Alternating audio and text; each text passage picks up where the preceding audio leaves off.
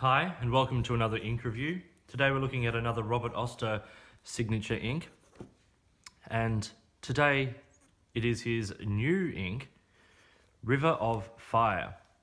Now, River of Fire is something of a brother ink to Robert Oster's very popular Fire and Ice, as both inks feature really impressive amounts of sheen.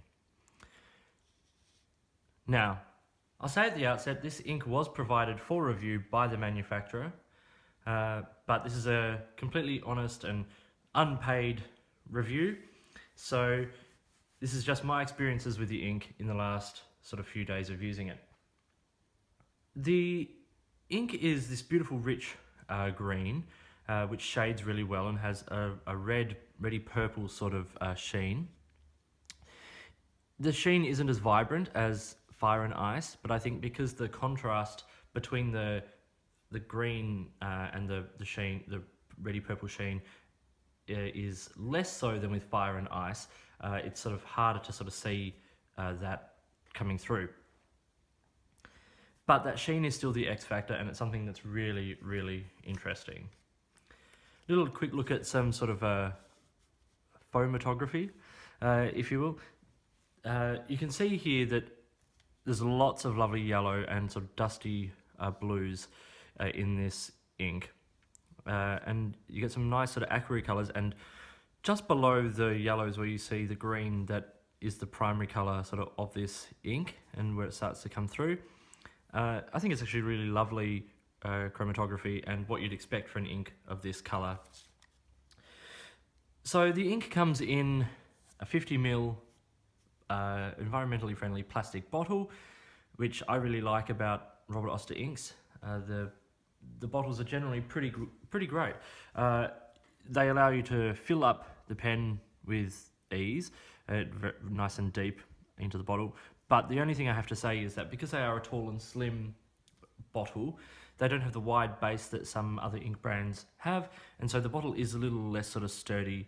So just something to be aware of if you're prone to knocking things over like I am. It's about $17 a bottle from most retailers and is available online and in some brick and mortar stores. It's limited availability now, but it'll be rolled out to more retailers over the coming months as it's released more internationally. So let's have a quick look at some writing samples. Now, most of these were done with a Lamy Safari with a 1.1mm nib, which I like to use for these reviews because it lets the ink sort of really shine. Okay, so this is Rhodia 80 GSM paper, and you can see that the colour really comes out nicely on this paper. I've also done sort of a little bit of a writing sample with a Lamy medium nib and a Lamy extra fine, and it's a bit more, as you would expect with the extra fine, there's a little less shading, but once we get into the medium and of course the 1.1, some of that shading really starts to come out. And of course with the flex nib, you get lots of the green and an occasional bit of the sheen coming through. On this paper, the dry time was about 25 to 30 seconds, which is pretty fair and normal for an ink, particularly this sort of wetness and saturation. The saturation is excellent, and as you can see, the shading is really nice.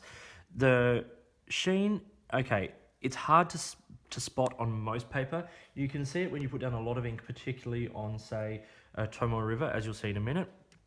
But for the most part, it's hard to sort of find on this paper, particularly with the writing, as I found on most papers that I tried it on. The lubrication and flow of the ink is really great.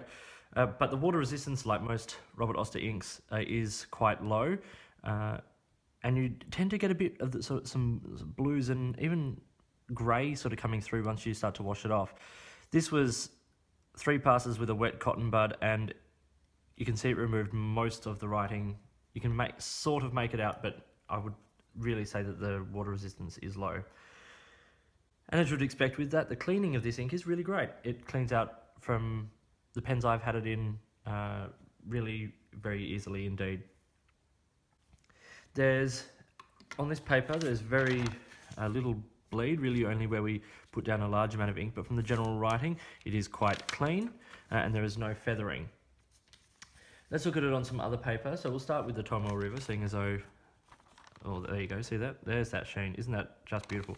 Okay, but that was where we put down quite a lot of ink. There isn't a lot. There's a tiny little bit of sheen occasionally from the writing, but really not much at all. Dry time was a little longer with this paper, as to be expected, at 35 to 40 seconds, but it's also really well behaved with the sort of the standard writing with no bleeding or feathering.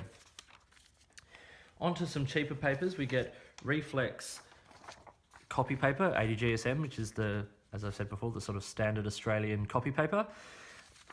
The sheen, it sort of wants to be there, but the paper's just a little bit sort of too absorbent. Dry time of 10 to 15 seconds, and once again, virtually no bleed and no feathering on this paper. The final paper I tried it on is the cheapest again, and this is the Spyrix Notebook. It's super absorbent, so we get quite a flat colour, dry time of 5 to 7 seconds. But once again, impressively, as we find with these Robert Oster inks, is that the bleed is only really where the ink is pulled. You could just about use this side of the page without any hesitation. So in terms of comparisons of the ink quickly, we've got, as I said, the Fire and Ice is probably one of the closest comparisons. Sailor Yamadori has some, Emerald de Chivor, some qualities the same, particularly in sort of the colour, but really this ink is unique. This sort of green with that bright, vibrant shading I've not seen yet, so that's really nice to see. So let's do a quick scoring of the ink. Now I've given this ink 4 out of 5. And the only reason I've given it 4 is because, as you might see from the Fire and Ice review, which I will link down below, it's that sheen just doesn't pop as readily with this ink. And some of the things that sets Fire and Ice apart is just how easy the sheen is to get on some paper. I think it even managed to get some on the copy paper. Value, once again, 4 out of 5. For the price, $17, you're getting quite a lot of ink, and it's a really nice ink, and from a sort of a boutique ink maker as well. Yeah, X Factor 4, performance 4, some of that water resistance is not quite as, you know, it is a bit of an issue, and dry time is quite slow, but it does clean well, and the lubrication is good, if not as wet as the Fire and Ice and other Robert Oster inks. Color 4.5. I like the green. It's got some really nice greens. I particularly like sort of the darker green that you get coming through. And look, 4 out of 5. It's a really, really sort of good, solid ink. I really like it. I recommend it once again for people who want something just a little bit different to write with. It's dark enough to be used for sort of work use if you can use green inks, but it's also got enough something to it, a little bit of a pop, just to make it nice and interesting on the page. So that was my review of River of Fire. It's a really nice ink. It's probably not going to reach the same level of fame as Fire and Ice, but it is really beautiful. So if you like these inks, if you like Robert Oster inks, give it a try. If you haven't used a Robert Oster ink, this might be a really nice place to start. And just support the company. They're a really good Australian brand. If you liked this video and found it helpful, please give me a thumbs up. Subscribe to my channel and hit the notifications button if you'd like to stay in touch with what I'm putting out there. Drop me a message either here or on my blog, which will be linked below as well. If you've got any pens or inks you'd particularly like me to look at, or if you've got any questions. In the meantime, thanks for watching. Enjoy your pens, enjoy writing, and I'll see you soon.